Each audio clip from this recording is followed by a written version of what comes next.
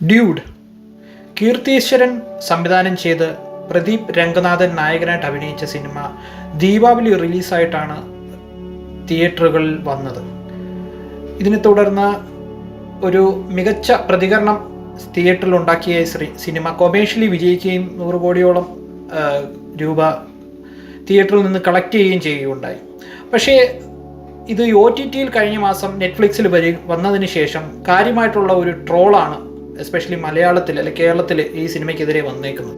ഇതിൽ നായക കഥാപാത്രത്തെ അവതരിപ്പിച്ചത് പ്രദീപ് രംഗനാഥനാണ്. അദ്ദേഹം ഇതിനു മുന്നേ കുറച്ച് സിനിമകൾ നായകനായിട്ട് അഭിനയിച്ചിട്ടുണ്ട്. അതിൽ പ്രധാനപ്പെട്ട സിനിമ എന്ന് പറയുന്നത് ലവ് ടുഡേ 2 വർഷം മുന്നേ ഇറങ്ങിയ സിനിമയായിരുന്നു. അതൊരു വലിയ ഹിറ്റ് സിനിമയായിരുന്നു. അതൊരു ജെൻസി കുട്ടികളുടെ ഇടയിൽ നല്ല രീതിയിൽ ഒരു വൈബ് ഉണ്ടാക്കിയ സിനിമയാണ്. അതിനുശേഷം ഡ്രാഗൺ എന്ന് പറഞ്ഞൊരു സിനിമ ഇറങ്ങുകയുണ്ടായി, അതും ഹിറ്റാണ്.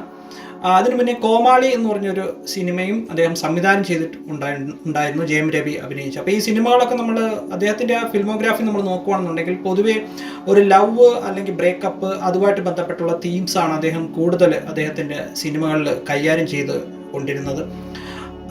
പിന്നെ ഈ അദ്ദേഹത്തിൻ്റെ ഒരു രൂപസാദൃശ്യമൊക്കെ നമ്മൾ നോക്കുകയാണെന്നുണ്ടെങ്കിൽ ഒരു ട്രഡീഷണൽ ആയിട്ടുള്ള ഒരു ഹീറോ മെറ്റീരിയൽ അല്ല അദ്ദേഹം. ഇപ്പം അദ്ദേഹത്തിൻ്റെ ആ ഒരു ബോഡി ഫീച്ചേഴ്സ് വെച്ച് നമ്മൾ അനാലിസിസ് ചെയ്യുകയാണെന്നുണ്ടെങ്കിൽ ഇതിനു മുന്നേ സമാനമായിട്ടുള്ള ഒരു ഫിനോമിനൻ സംഭവിച്ചത് 2000-ന്റെ തുടക്കത്തിലാണ്. അന്ന് ധനുഷ് എന്ന് പറഞ്ഞ ഒരു ചെറുപ്പക്കാരൻ പയ്യൻ ഡയറക്ടർ കസ്തൂരി രാജയുടെ സിനിമയിലൂടെ, അദ്ദേഹത്തിൻ്റെ തന്നെ അച്ഛനാണ്, ആദ്യമായിട്ട് സിനിമയിൽ വരുന്നു. തുള്ളുവതോ ഇളമൈ എന്നുള്ള ആ സിനിമ അത് വളരെ ഹിറ്റായി മാറി. അത് യുവാക്കളുടെ ഇടയിൽ അന്നത്തെ കാലത്ത് സെക്സ്, മറ്റേ റിലേഷൻഷിപ്പ്, ഫ്രണ്ട്ഷിപ്പുകൾ തുടങ്ങിയ വിഷയങ്ങളെ പറ്റി വളരെ ന്യൂ ഒരു ഫോർമാറ്റിൽ അന്നത്തെ ഒരു ന്യൂ ജനറേഷൻ സിനിമയായിരുന്നു തുള്ളതോ ഇളമൈ. അതിനുശേഷം കാതൽ കൊണ്ടേൻ എന്നുള്ള സിനിമ വന്നു. അതിലെ പാട്ടുകളെല്ലാം ഹിറ്റായിരുന്നു. അതൊരു വലിയ കേരളത്തിൽ ഉൾപ്പെടെ വലിയ ഹിറ്റായ മൂവിയായിരുന്നു കാതൽ കൊണ്ടേൻ. അതിനുശേഷം തിരുടാത്തിരുടി, അങ്ങനെ കുറേ സിനിമകളിൽ അന്ന് ആ ഒരു ധനുഷിൻ്റെ തുടക്കകാലത്ത് നല്ല രീതിയിൽ വന്നിട്ടുണ്ട്. അതിനകത്തും ഇതുപോലെ ഒരു റിലേഷൻഷിപ്പ്, ഫ്രണ്ട്ഷിപ്പ് അല്ലെങ്കിൽ റിലേഷൻഷിപ്പ് അങ്ങനത്തുള്ള പല തീംസുകൾ അതിനകത്ത് കൈകാര്യം ചെയ്തിട്ടാണ് അദ്ദേഹം വന്നത്. അന്ന് അദ്ദേഹം ഉണ്ടാക്കിയ ഒരു ട്രെൻഡിന് സമാനമായിട്ടുള്ള ഒരു ട്രെൻഡാണ് ഇന്നിപ്പോൾ പ്രദീപ് രംഗനാഥൻ കൊണ്ടുവന്നേക്കുന്നത്. അന്ന് സോഷ്യൽ മീഡിയ ഇല്ലായിരുന്നു, പക്ഷേ ഇന്ന് സോഷ്യൽ മീഡിയ ഉണ്ട്. അതിൻ്റെ കൂടെ തന്നെ ജെൻസിയുടെ പല റിലേഷൻഷിപ്പ് കോൺട്രംസും അങ്ങനത്തുള്ള കോംപ്ലക്സിറ്റീസും ഈ സിനിമയിൽ കാര്യമായിട്ടുള്ള രീതിയിൽ ചർച്ച ചെയ്യുന്നുണ്ട്. പേഴ്സണലായിട്ട് പറയുകയാണെന്നുണ്ടെങ്കിൽ എന്നെ സംബന്ധിച്ചിടത്തോളം വളരെ ഒരു ഫ്രഷ് ആയിട്ടുള്ള ഒരു അപ്പീലാണ് ഈ ഫിലിം നൽകിയത്. കാരണം അത് പുതിയൊരു ടോപ്പിക് ആ സിനിമയിൽ കൈകാര്യം ചെയ്യുന്നുണ്ടായിരുന്നു. അപ്പോൾ അതിന് ആ ഒരു ടോപ്പിക്കുമായിട്ട് ബന്ധപ്പെട്ടാണ് ഇത്രയും ഒരു ഡിവിഷൻ ഉണ്ടായതും ഈ സിനിമയെക്കുറിച്ച് ഇത്രയും വലിയൊരു ട്രോൾ വന്നതും എന്നാണ് എനിക്ക് മനസ്സിലാക്കാൻ കഴിഞ്ഞു. ഇപ്പം അതിൻ്റെ ഒരു ഡീറ്റെയിൽസിലേക്ക് നമ്മൾ പോകുമ്പോൾ കുറച്ച് കഥ ഡിസ്കസ് ചെയ്യാതെ നമുക്കത് പറയാൻ പറ്റത്തില്ല. കഥയുടെ പ്രധാന ഒരു പോർഷൻ എന്ന് വെച്ച് കഴിഞ്ഞാൽ അഗൻ എന്ന് പറഞ്ഞ കഥാപാത്രമാണ് അതിനകത്ത് നായകൻ പ്രദീപ് രംഗനാഥൻ അഭിനയിച്ചിരിക്കുന്ന കഥാപാത്രം. അതിൻ്റെ കൂടെ തന്നെ കുറൽ എന്ന് പറഞ്ഞ മമിത ബൈജുവിൻ്റെ കഥാപാത്രമുണ്ട്. ഇവർ രണ്ടുപേരും കസിൻസ് ആണ്. അതിനോടൊപ്പം തന്നെ ഇവർ ഒരു ബിസിനസ് നടത്തുന്നുണ്ട്. ഈവൻറ്റ് മാനേജ്മെൻറ്റ് പോലെ ആൾക്കാർക്ക് സർപ്രൈസ് ഒക്കെ കൊടുക്കുന്ന ഒരു കമ്പനി പോലെ അവർ നടത്തുന്നുണ്ട്. അവർ കുറച്ച് സ്റ്റാഫുകളൊക്കെ ഉണ്ട്. പിന്നെ അതിനകത്ത് ഓപ്പണിംഗ് സീനിൽ നമ്മൾ കാണുന്നത് എന്താണെന്ന് വെച്ച് കഴിഞ്ഞാൽ ഈ അഗൻ എന്ന കഥാപാത്രം ഒരു പെണ്ണിൻ്റെ കല്യാണത്തിന് പോയിട്ട് അവിടെ ചെന്നിട്ട് ഒരു അലമ്പുണ്ടാക്കുന്നതായിട്ട് കാണിക്കുന്നത്. അദ്ദേഹത്തിന് ഒരു ബ്രേക്കപ്പ് ഉണ്ടായതായിട്ടും ആ ബ്രേക്കപ്പ് ഉണ്ടായ ശേഷം കാമുകിയുടെ കല്യാണത്തിന് പോയി കല്യാണം കലക്കുന്നതൊക്കെ ആയിട്ടാണ് കാണിക്കുന്നത്. അപ്പം അതിനുശേഷമാണ് പിന്നീട് ഈ അഗൻ ആൻഡ് കുരൽ തമ്മിലുള്ള ആ ഒരു റിലേഷൻഷിപ്പ് അത് കാണിച്ചുകൊണ്ട് പിന്നെ ഒരു ഓപ്പണിംഗ് സീനിൽ ഒരു പാട്ടുമായിട്ട് ബന്ധപ്പെട്ട് പറയുകയാണെന്നുണ്ടെങ്കിൽ ഇതിൽ സായി അഭയൻഖറാണ് മ്യൂസിക് ചെയ്തേക്കുന്നത്. വളരെ നല്ല രീതിയിൽ വന്നിട്ടുണ്ട്. ആ മ്യൂസിക്കിനെ പറ്റിയും ട്രോൾ വന്നിട്ടുണ്ട്. അതിനെപ്പറ്റി നമുക്ക് സംസാരിക്കാം. ഇപ്പോൾ കഥയിലേക്ക് നമ്മൾ കടക്കുകയാണെന്നുണ്ടെങ്കിൽ ഫസ്റ്റ് ആക്ട് കഴിഞ്ഞു, നായകൻ്റെ ഇൻട്രൊഡക്ഷൻ കഴിഞ്ഞ് കഴിഞ്ഞാൽ പിന്നെ കാണിക്കുന്ന ഒരു മെയിൻ ആക്ട് എന്ന് വെച്ച് കഴിഞ്ഞാൽ നായകനെ പ്രപ്പോസ് ചെയ്യുന്ന ഒരു സീനാണ് കാണിക്കുന്നത്. അതൊരു ട്രെയിനകത്ത് വെച്ച് അവരിങ്ങനെ പ്രപ്പോസ് ചെയ്യുമ്പോഴത്തേക്ക് വളരെ ആകസ്മികമായിട്ട് നായകന് സർപ്രൈസ് കൊടുക്കുന്നു എന്നുള്ള രീതിയിലാണ് ആ പ്രപ്പോസൽ സീൻ. അപ്പോൾ ആ പ്രപ്പോസൽ സീനിലും മമിത ഇങ്ങനെ മുട്ടുകുത്തി നിന്ന ശേഷം ഒരു പ്രപ്പോസൽ നടത്തുന്ന സമയത്ത് വളരെ വൾഗറായിട്ടുള്ള ഒരു ജോക്ക്, ഒഫൻസീവായിട്ടുള്ള രീതിയിലാണ് അപ്പം കഥാപാത്രമായിട്ടുള്ള പ്രദീപ് രംഗനാഥൻ പറയുന്നത്. നീ എന്താ ബിറ്റ് പടത്തിൽ നിൽക്കുന്ന നായകന്മാരെ പോലെ നിൽക്കുന്നത്, അത് മുട്ടുകുത്തി നിൽക്കുമ്പോഴത്തേക്ക് ഒരു വൾഗർ അല്ലെങ്കിൽ ഒരു ഓറൽ സെക്സ് ചെയ്യുന്നൊക്കെ ഉള്ള രീതിയിലത്തെ ഒരു കൊണോട്ടേഷനാണ് അതിലൂടെ ഉദ്ദേശിച്ചത്. അത് സിനിമ റിലീസായ ശേഷം അതിനെപ്പറ്റി ഒരു വലിയ രീതിയിൽ ഒരു ബാക്ക്ലാഷ് ഉണ്ടായി. കാരണം അതൊരു ബോയ്സ് ചാറ്റ് എന്നുള്ള രീതിയിലാണ് അതിൻ്റെ സംവിധായകൻ ഡിസ്മിസ് ചെയ്ത് കളഞ്ഞത്. ബട്ട് അന്നിരുന്നാൽ പോലും അതൊരു സിനിമയിൽ അങ്ങനെ ഉപയോഗിക്കുമ്പോഴത്തേക്ക് അതിൻ്റെ ഒരു പൊളിറ്റിക്കൽ ഇൻസെൻസിറ്റിവിറ്റി എന്ന് പറയുന്നത് വളരെ ഇമ്പോർട്ടൻ്റ് ആണ്. അപ്പോൾ അതിനെ അങ്ങനെ ഡെറിഗേറ്ററി ആയിട്ടുള്ള ഒരു ജോക്കിലൂടെ തന്നെ അത് കൊണ്ടുവരുന്നുണ്ട്. പിന്നെ എനിക്ക് തോന്നുന്നു ചിലപ്പം ആ ഒരു കഥാപാത്രത്തിന്റെ ഒരു കെയർലെസ്നെസ് കാണിക്കാൻ വേണ്ടിയിട്ട് സംവിധായകന്റെ ബ്രില്യൻസ് ആയിട്ട് ഉപയോഗിച്ചതായിക്കൂടായില്ല. ബട്ട് ആ ഒരു സീനിൽ തന്നെ അവൾ റിജക്റ്റ് ചെയ്യുന്നു. അവൾ റിജക്റ്റ് ചെയ്ത ശേഷം കുരലിന് ഹാർട്ട് ബ്രേക്ക് ഉണ്ടാക്കിയ വന്ന കുരൽ ഉടനെ തന്നെ ഉപരിപഠനത്തിന് വേണ്ടിയിട്ട് ബാംഗ്ലൂരോ വേറെ ഏതെങ്കിലും ഒരു സിറ്റിയിലോട്ട് അവൾ പോവുകയായിരുന്നു. അവൾ സിറ്റിയിൽ അവൾ വിട്ടുപോയ ശേഷം അത്രയും നാളുണ്ടായിരുന്ന കമ്പാനിയൻഷിപ്പ്, കുരലുമായിട്ടുണ്ടായിരുന്ന കമ്പാനിയൻഷിപ്പ് ഏകം നഷ്ടപ്പെടുകയും അവനൊരു ഐസൊലേഷൻ, ഒരു ലോൺലിനെസ് അവന് ഫീൽ ചെയ്യും. പിന്നീട് ഒരു ഡിപ്രഷൻ, ഒരു സ്റ്റേറ്റ്, അവൻ എന്ത് ചെയ്താലും ഒരു ഇത് കിട്ടുന്നില്ല. കാരണം ഹീസ് ഓൾറെഡി എ സിംബ്. അവൻ എല്ലാ പെൺപിള്ളേരുടെ പുറമെ ഇങ്ങനെ ഒലിപ്പിച്ച് നടക്കുന്ന ഒരു സ്വഭാവമാണ് ഉള്ളത്. അപ്പം അത് കാരണം ഇവർ തമ്മിൽ നേരത്തെ ഒരു കമ്പാനിയൻഷിപ്പ് ഉണ്ടായിരുന്നെങ്കിലും അവനതൊരു കമ്പാനിയൻഷിപ്പ് ഒരു ജസ്റ്റ് ഒരു ഫ്രണ്ട്ഷിപ്പ് എന്നുള്ള രീതിയിൽ അത് ഡിസ്മിസ് ചെയ്തുകൊണ്ട്, പക്ഷേ കുരലിന് അവനോട് ഒരു ജെന്യുവനായിട്ടുള്ള ഒരു അഫെക്ഷൻ ഉണ്ടായിരുന്നു. അതുകൊണ്ടാണ് അവൾ പ്രപ്പോസ് ചെയ്തത്. ബട്ട് അവനത് വളരെ ട്രിവിയലായിട്ടും വളരെ ഡെറിഗേറ്ററി ആയിട്ടുള്ള രീതിയിൽ അതിനെ റിജക്റ്റ് ചെയ്ത് കാരണം അവൾ ഹാർട്ട് ബ്രേക്ക് ആയി പോവുകയാണ് ഉണ്ടായത്. അപ്പോൾ അതിനുശേഷം പിന്നീട് ഒരു ഗാനരംഗത്തിലൂടെ സിനിമ ഇങ്ങനെ മുന്നോട്ട് പോകുന്നു. പിന്നെ അതിനകത്ത് അവൻ്റെ ഡിപ്രഷൻ അല്ലെങ്കിൽ ഒരു ലോൺലിനെസ് അല്ലെങ്കിൽ കമ്പാനിയൻഷിപ്പ് നഷ്ടപ്പെട്ട ഒരു പുരുഷൻ്റെ ഒരു അവസ്ഥ എന്താണെന്നുള്ളത് എല്ലാവർക്കും ഓൾമോസ്റ്റ് അറിയാൻ പറ്റും. അപ്പോൾ ആ അവസ്ഥയിലൂടെ ഒക്കെ കടന്നുപോയിട്ടുള്ള ഒരു വ്യക്തി എന്നുള്ള നിലയിൽ ആ ഒരു കഥാപാത്രമായിട്ട് എനിക്ക് ശരിക്കും റിലേറ്റ് ചെയ്യാൻ പറ്റിയിട്ടുണ്ട്. പിന്നീട് ഉള്ള ആക്ട് എന്ന് വെച്ച് കഴിഞ്ഞാൽ ഇവൻ ആ പെണ്ണിൻ്റെ എങ്ങനെ റീഗെയിൻ ചെയ്തെടുക്കാൻ പറ്റും, അത് ഇനി എങ്ങനെ പറയും, കാരണം റിജക്റ്റ് ചെയ്ത ശേഷം അത് ഇനി പറഞ്ഞു കഴിഞ്ഞാൽ അത് ബുദ്ധിമുട്ടാവും എന്നൊക്കെ ഉള്ള രീതിയിൽ. അപ്പോൾ അവൻ ചെയ്യുന്നതെന്ന് വെച്ച് കഴിഞ്ഞാൽ അവന് വേറൊരു മാനിപ്പുലേറ്റീവ് ടെക്നിക്ക് അപ്പം ഉപയോഗിക്കും. അതായത് അവൻ്റെ അമ്മാവൻ്റെ അടുത്ത് പോയിട്ട്, അമ്മാവൻ്റെ മോളാണ് മമിത ബൈജുവിൻ്റെ കഥാപാത്രം. അപ്പോൾ അമ്മാവൻ്റെ അടുത്ത് പോയിട്ട് പറയും എനിക്ക് അവളെ കല്യാണം കഴിക്കണം എന്ന് പറയുമ്പോഴത്തേക്ക് അമ്മാവൻ അത് സമ്മതിക്കും. അമ്മാവൻ എന്ന് പറയുന്നത് ശരത് കുമാർ ചെയ്ത കഥാപാത്രമാണ്.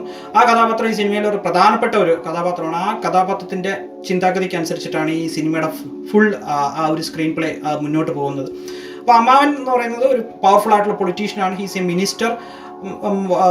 അപ്പോൾ ആ ഒരു സാഹചര്യത്തിൽ മിനിസ്റ്ററിൻ്റെ മോളെ സ്വന്തം അമ്മാവൻ്റെ മോളെ കൊണ്ട് കല്യാണം കഴിപ്പിക്കുക എന്നുള്ളതൊക്കെ അവർക്കൊരു വലിയ ഒരു, തമിഴ്നാട് സംബന്ധിച്ചിടത്തോളം ഇപ്പോഴും ഈ കസിൻ മാരേജ് എന്നുള്ളത് അവിടെ ഒരു വളരെ നോർമലൈസ് ആയിട്ടുള്ള ഒരു ഇതാണ്. അത് മാത്രമല്ല അവർ അമ്മാവന്മാരെയൊക്കെ കല്യാണം കഴിക്കുന്നത്, അത് അങ്ങനത്തെ ഉള്ള കുറേ തീംസ് സിനിമയിലും എല്ലാം വന്നിട്ടുണ്ട്. നമുക്കത് അറിയാവുന്ന ഒരു സംഭവമാണ്. പക്ഷേ ഇപ്പോഴത്തെ ജനറേഷനിലും അതിനെ നോർമലൈസ് ചെയ്യാന്ന് വെച്ചാൽ അത് ദാറ്റ് ഈസ് നോട്ട് ഗുഡ്.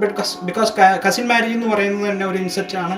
അപ്പം അത് അങ്ങനെ വരുമ്പോഴത്തേക്ക് അത് ജനറ്റിക്സുമായിട്ട് ബന്ധപ്പെട്ട വിഷയങ്ങളിലൊക്കെ അത് പ്രശ്നങ്ങളുണ്ടാകും. കാരണം അങ്ങനെ വരുമ്പോഴത്തേക്ക് ജനറ്റിക്കലി പ്രോബ്ലംസ് ഉണ്ട്. കുട്ടികൾക്ക് ഓട്ടിസം പോലത്തുള്ള രോഗങ്ങളൊക്കെ വരാൻ, അങ്ങനത്തുള്ള അവസ്ഥകളൊക്കെ വരാൻ ചാൻസ് ഉണ്ട്. അപ്പോൾ അതൊക്കെ വെച്ച് നോക്കുമ്പോഴത്തേക്കും അതിനൊരു സൊസൈറ്റൽ ഒരു ആംഗിൾ കൊണ്ടുവന്നിട്ടാണ് ഒരു സോഷ്യൽ കമൻട്രി പോലെ അത് പറയുന്നുണ്ടെങ്കിൽ, പക്ഷേ ആ ഒരു കസിൻ മാരേജിനെ ഒരു നോർമലൈസ് ചെയ്യുന്ന രീതിയിലാണ് ആ സിനിമയിലെ ഒരു കഥാപാത്രത്തിൻ്റെ ഒരു പ്രധാന പെരുമാറ്റം എന്നുള്ള നമുക്ക് മനസ്സിലാക്കാം. പിന്നെ അതിനുശേഷം ഈ കല്യാണം ഫിക്സ് ചെയ്യുമ്പോഴും പിന്നീട് കുരൽ തിരിച്ചു വരുമ്പം കുരലിൻ്റെ അടുത്ത് കല്യാണവുമായിട്ട് ബന്ധപ്പെട്ട് ഇവൻ ചെന്ന് സന്തോഷത്തോടുകൂടി അവളെ കിസ് ചെയ്യാൻ ശ്രമിക്കുമ്പോൾ അവളെ തള്ളി മാറ്റുകയാണ്. അപ്പോഴാണ് അവൾ പറയുന്നത് അവൾക്ക് ഒരു പയ്യനുമായിട്ട് പാരി എന്ന് പറയുന്ന ഹൃദു ഹാരൂൺ അവതരിപ്പിച്ച കഥാപാത്രമായിട്ട് ബന്ധത്തിലാണെന്നും അവൾക്ക് ഈ മാരേജ് ചെയ്യാൻ പറ്റത്തില്ലെന്നും പറയും. അപ്പം ആ കാര്യം തുറന്നു പറയാൻ വേണ്ടി ശരത് കുമാറിൻ്റെ അടുത്ത് ഇവർ ചെല്ലുന്ന സമയത്ത് ശരത് കുമാർ അവിടെ തുറന്നു പറയാണ്, ഇതുപോലെ എൻ്റെ പെങ്ങള് ഇതുപോലെ ഒരു താഴ്ന്ന ജാതിക്കാരനുമായിട്ട് ഒളിച്ചോടാൻ ശ്രമിച്ചപ്പോഴത്തേക്ക് ഞാൻ അവളെ കിണറ്റി തള്ളിയിട്ട് കൊന്നു. അതൊരു ഹോണർ കില്ലിങ്ങിൻ്റെ ഒരു തീമും കൂടെ ആ സിനിമയിൽ കൊണ്ടുവരികയാണ്. കാരണം ആ ജാതി എന്നുള്ള ആ തീം ഒരു വളരെ ബ്രോഡായിട്ടുള്ള, അത് എസ്പെഷ്യലി തമിഴ്നാട്, ടോട്ടൽ ഇന്ത്യയിൽ ഇപ്പോഴും വളരെ എവിഡൻ്റ് ആയിട്ട് നിൽക്കുന്നതാണ് റിലേഷൻഷിപ്പുകളിലെ ജാതി എന്ന് പറയുന്നത്. അത് ഇപ്പോഴത്തെ ഇത്രയും ശാസ്ത്രവും അല്ലെന്നുണ്ടെങ്കിൽ റേഷണൽ തോട്ടും പ്രാഗ്മാറ്റിക്സും ഒക്കെ ഇത്രയും എവിഡൻ്റ് ആയിട്ടിരുന്ന കാലത്ത് പോലും ജാതി എന്നുള്ള ഒരു സംഭവത്തിൻ്റെ പുറത്ത് ഈ ന്യൂ ജനറേഷനിലെ ആൾക്കാർ പോലും അതിനകത്ത് ആ ഒരു ഫ്രെയിം വർക്കിനകത്ത് വീണ് പോകുമെന്ന് പറയുന്നത് വളരെ സങ്കടകരമായിട്ടുള്ളൊരു അവസ്ഥയാണ്. അപ്പോൾ അതിനെ തുടർന്ന് ആ ഒരു മാരേജിനകത്ത് പിൻവാങ്ങിക്കഴിഞ്ഞാൽ അവൻ്റെ പെങ്ങളെ കൊന്ന പോലെ സ്വന്തം മകളെയും കൊല്ലാൻ മടിയില്ലെന്ന് പറയുകയാണ്. അപ്പോൾ അങ്ങനെ വരുമ്പോഴത്തേക്ക് അവർക്ക് അവരത് തുറന്നു പറയാതെ ഒരു പ്രാങ്ക് എന്നുള്ള രീതിയിൽ ആ ഒരു സീനിനെ അങ്ങ് മാറ്റിയതാണ്. അപ്പോൾ ശരത് കുമാർ ആ സമയത്തൊക്കെ ഉള്ള പെർഫോമൻസ് വളരെ ഹൈ ആണ്. എസ്പെഷ്യലി പ്രദീപ് രംഗനാഥിൻ്റെയും ശരത് കുമാറിൻ്റെയും വളരെ ഹൈ എനർജി ലെവൽ പെർഫോമൻസ് ആണ് സിനിമയിൽ. മമിത ബിജു അതിൻ്റെ കൂടെ തന്നെ നല്ല രീതിയിൽ പിടിച്ചു നിൽക്കുന്നുണ്ട്, കട്ടയ്ക്ക് തന്നെ നിൽക്കുന്നുണ്ട്. അതൊക്കെ കൊണ്ട് സിനിമ വളരെ വാച്ചബിൾ ആൻഡ് എൻജോയബിൾ ആണ്. ഈ ചില തീമുകൾ ഇതിനകത്ത് പറയുന്നത് ഡള്ളാണെങ്കിൽ പോലും അതിൻ്റെ എൻ്റർടൈൻമെൻറ്റ് വാല്യൂ വെരി ഹൈ ആണ്. അതുകൊണ്ടാണ് ഈ സിനിമ ബോക്സ് ഓഫീസിൽ വൻ വിജയമായി മാറിയത്.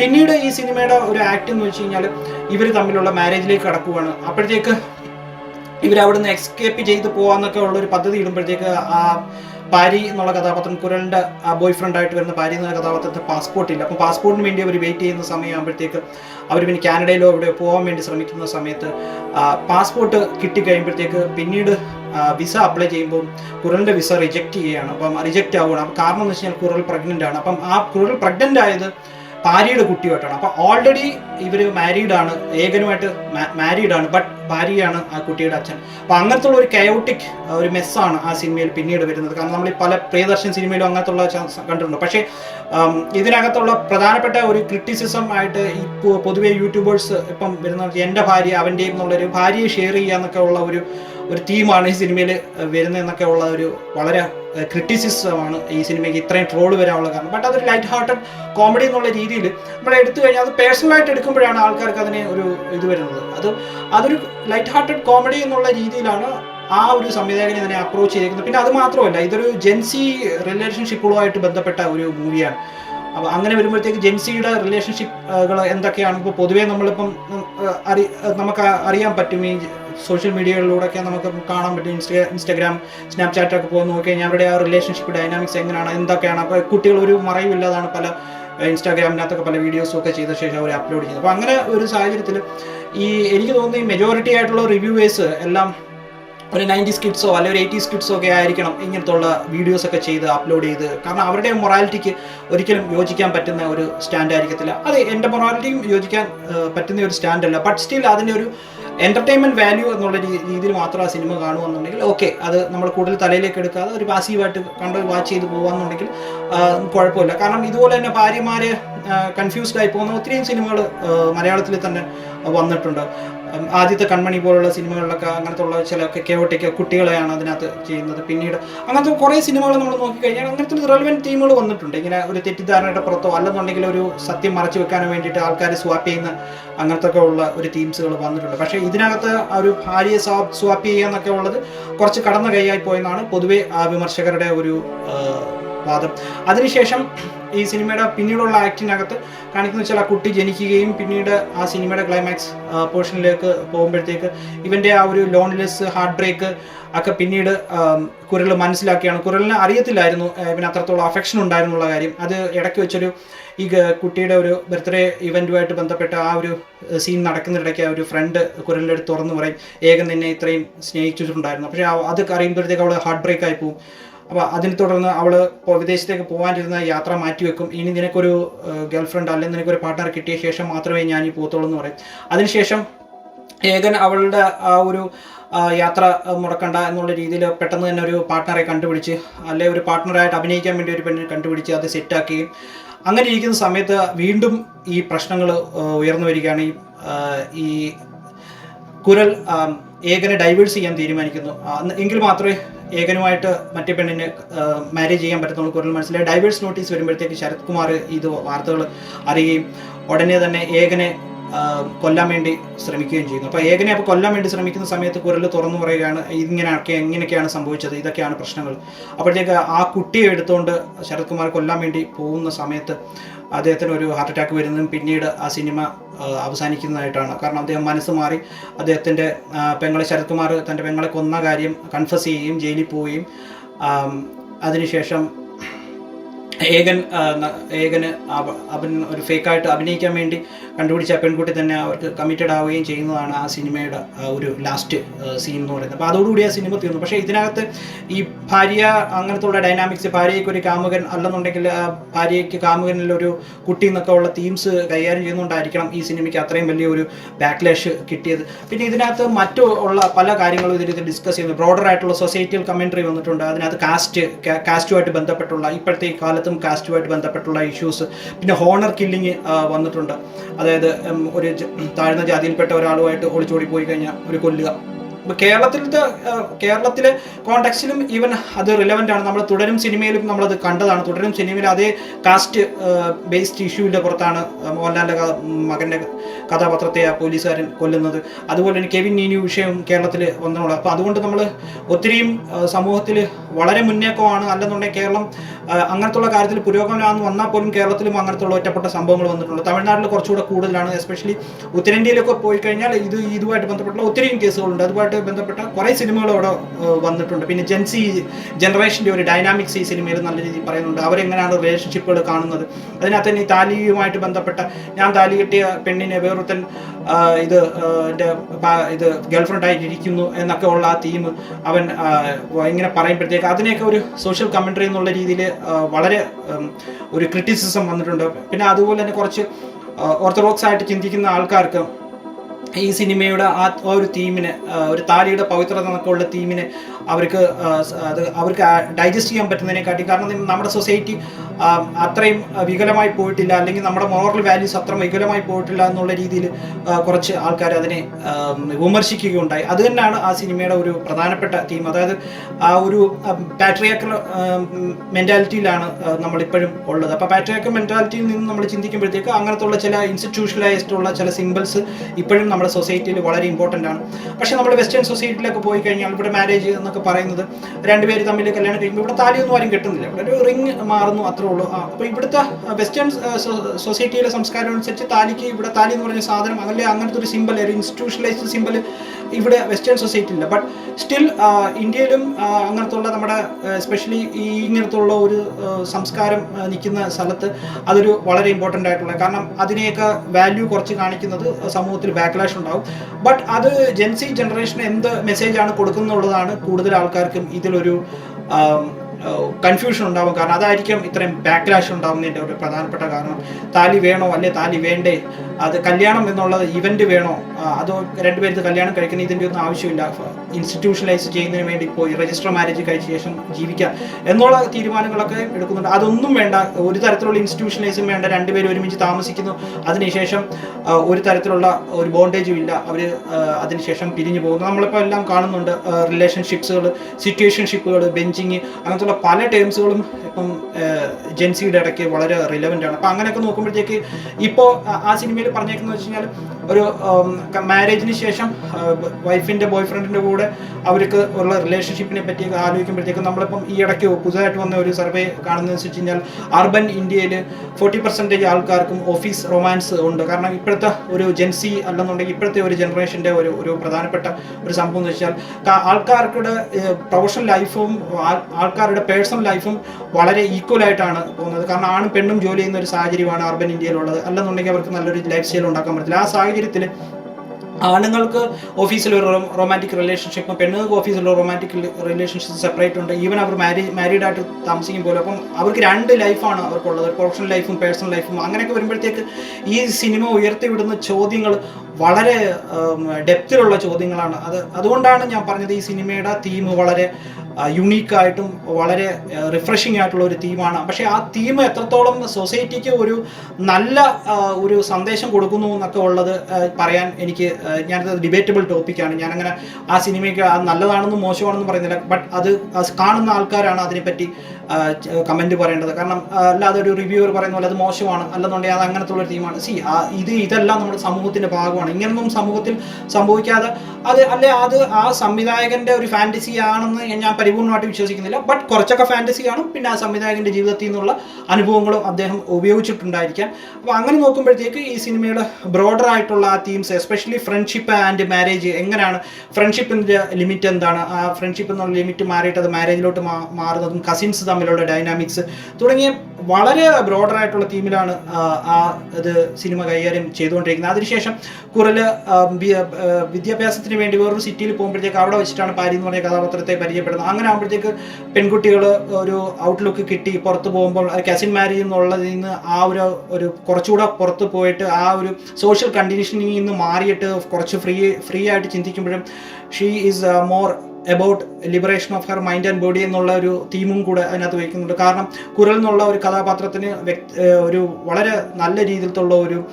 വ്യക്തിത്വമുണ്ട്. കാരണം ഇത് നമ്മൾ നോർമൽ സിനിമയിൽ കാണുന്നത് വെച്ച് കഴിഞ്ഞാൽ ഇങ്ങനെ നായിക റിജക്റ്റ് ചെയ്യുന്നു, പിന്നീട് നായകന് ഫീൽ വരുന്നു, നായിക ഒന്നിക്കുന്നു, ശുഭം എന്നുള്ളതാണ് സിനിമ. പക്ഷേ ഇത് അങ്ങനല്ല, റിജക്റ്റ് ചെയ്ത് കഴിഞ്ഞാൽ അത് പോയതാണ്. കാരണം അത് ഒരു ഫിലോസഫിക്കലായിട്ടുള്ള ഒരു നല്ല ഒരു ബോണ്ടിങ് ആണ് ആ സിനിമയിൽ ഈ ഒരു കഥാപാത്രം, കുറിൻ്റെ കഥാപാത്രത്തിൻ്റെ ഒരു പ്രവൃത്തിയിലൂടെ നമുക്ക് മനസ്സിലാവുന്നത്. കാരണം സ്ത്രീകൾ ഒരിക്കലും വേണ്ട എന്ന് വിചാരിച്ചു കഴിഞ്ഞാൽ, സ്ത്രീകൾ ഇമോഷണലി ഡിറ്റാച്ച് ആയി കഴിഞ്ഞാൽ പിന്നെ ഒരിക്കലും ആ ഒരു കണക്ഷൻ തിരിച്ച് വരിക എന്നുള്ളത് നടക്കില്ല. അത് പുരുഷന്മാരത് മനസ്സിലാക്കേണ്ടവരാണ്. അതായത് നായകൻ അത് മനസ്സിലാക്കിയെന്നെങ്കിൽ അതൊരു ഹാർഡ് വേയിലാണ് അവൻ മനസ്സിലാക്കുന്നത്. ബട്ട് അത് ഈ സിനിമയിലൂടെങ്കിലും അങ്ങനത്തെ ഉള്ള ഒരു പുതിയ ഒരു ഐഡിയ കൊടുക്കാൻ സംവിധായകന് പറ്റിയിട്ടുണ്ട്. അതൊരു പുതിയ ഐഡിയ സിനിമയിൽ പറയുകയാണെങ്കിൽ അതാണ് യഥാർത്ഥത്തിൽ സംഭവിക്കുന്നത്. അല്ലാതെ നായകൻ റിജക്റ്റ് ചെയ്യുന്നു, നായിക പോകുന്നു, പിന്നെ നായികയ്ക്ക് വേറൊരാളുടെ കണക്ഷൻ ആവുന്നു, പിന്നെ കുറച്ച് വർഷം അവിടുന്ന് ബ്രേക്കപ്പ് ആവുന്നു, വീണ്ടും തിരിച്ചു വരുന്നു എന്നുള്ള തീം അല്ല ഈ സിനിമയിൽ. അങ്ങനത്തെ ഒരു തീമായിരുന്നെങ്കിൽ ഈ സിനിമയെ പറ്റി ഞാനിപ്പോൾ ഇവിടെ ഡിസ്കസ് ചെയ്യേണ്ട കാര്യമില്ല, ഇത്രയും റിവ്യൂവും വരത്തില്ല, ഇതിനെപ്പറ്റി ഒരു പൊങ്കാലയും വരത്തില്ല, അതൊരു നോർമൽ പടമായിട്ട് എല്ലാവരും മറന്നുപോയനെ. ബട്ട് ഇത് ഇത്രയും ഡെപ്തിലുള്ള ഒരു പ്രോബ്ലമാറ്റിക് ആയിട്ടുള്ള ഒരു തീമാണ്, ഡിബേറ്റബിൾ ആയിട്ടുള്ള ടോപ്പിക്കാണ് ഈ സിനിമ കൈകാര്യം ചെയ്യുന്നത് കൊണ്ട് മാത്രമാണ് ഞാൻ ഈ സിനിമയുടെ അനാലിസിസ് ചെയ്യുന്നത്. പിന്നെ ഈ സിനിമ ഇപ്പം നെറ്റ്ഫ്ലിക്സിൽ അവൈലബിൾ ആണ്, താല്പര്യമുള്ളവർക്ക് അത് കാണാം. Thank you.